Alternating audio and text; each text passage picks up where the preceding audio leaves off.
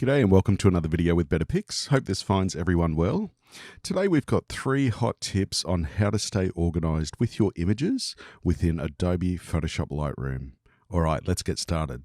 So one of the great features that is worth considering using within Adobe Lightroom is the fact that you can now work directly off the local storage for your images. You don't have to work with your images in the cloud, which you can see up here on the top left-hand side. You have the option to do so.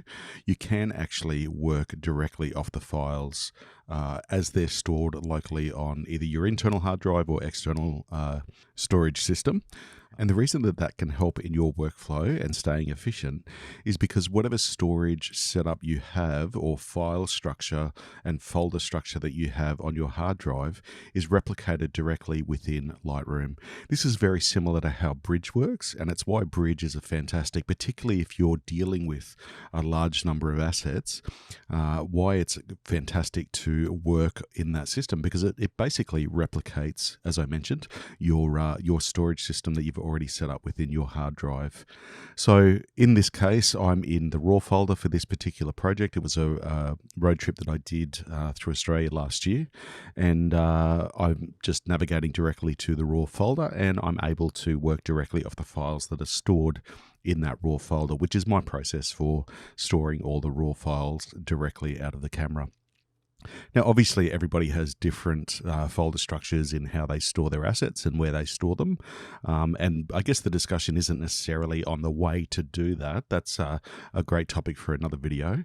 But it's just for the fact that you can work directly off your storage system, as I mentioned, whether that's your internal or external hard drive space. So that's a great way to increase your efficiency, because you're not having to, I guess, rethink how you're going to structure the storage. The storage is replicated directly from your hard drive. If we switch over to grid view, you can see I've got roughly just over 1,000 images in this folder, and you can see some of them have a star rating. I've done videos in the past around how star rating your images can help in your workflow by only accessing images that are ready for edit that you've identified through that initial cull process. It means that you're only identifying images that you want to take the time to edit, and the other ones can obviously be put aside or not looked at through the edit process. So while Adobe Lightroom is very much a stripped down version of Lightroom Classic, and it certainly doesn't have the same features as Lightroom Classic or looking at Adobe Bridge, and it certainly still has features that allow you to stay organized, and star rating is one of those features. So very much the same as Adobe Bridge, as well as Adobe Lightroom Classic. Simply select the images that you want to give a star rating, and you can select anything between 1, 2, 3, 4, or 5. My initial process of identifying images that I want to edit is to just give them a 5-star rating, and if they're images that I'm going to use in a panorama, I'll give them a 4-star rating, because then I can go straight to that 4-star rating and process them into a panorama, and I'm good to go. But you can see here I've identified several images, and they've been given edits with a 5-star rating, and that just helps me to be able to go straight to those images and not waste time with other images that I don't intend to edit. You also have a tick and a cross option within Adobe Photoshop Lightroom as well, so you can flag it as picked, as you can see at the bottom of the screen here, or flag it as rejected. So that's another way that you can help to identify images that will make it through the edit process. Of course, all of these options can be switched off as well. So for example, if you give an image or some images a 5-star rating, you get it into the edit or detail panel, and you think actually this image it's a little bit blurry, or for whatever reason you don't want to edit it or include it in those edits, then you're able to remove that 5-star rating or that flagged rating as well, and remove it so that it doesn't get caught up in that edit process. The third tip that I wanted to offer for Adobe Photoshop Lightroom in staying organized is to head down here to your sort option. So you can see there's 3 little horizontal lines and then a downward arrow. If we hover over it, it says sort by capture date.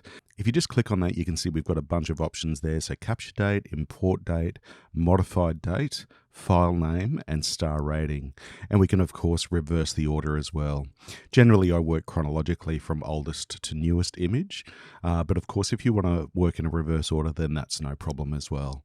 So this just allows you to then select images or order the images in a way that is meaningful to your edit process. If that's by star rating, then you can modify it by star rating or view the images by star rating.